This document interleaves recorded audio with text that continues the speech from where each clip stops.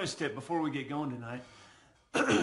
I took this 0.9mm rod and I stuck just a wee bit of it right there in this flat plier, and I just flattened it out. Okay, see that? There we go. Okay, now you can see it. Oop, right there, right there. Okay, then I came in here and I just squared up the sides just a little bit. See that?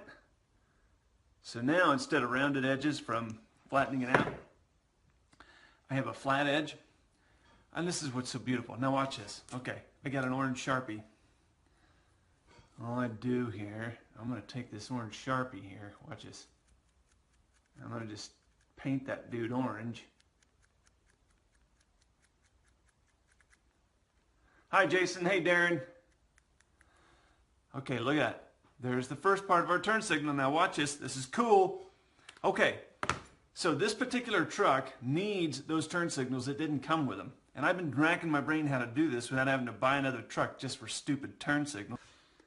So now we're just going to take our little rod, stick it down in there like that. Whoop. Check that. Here we go. There's our turn signal. Boom. Check that out right there. We have a turn signal, fellas.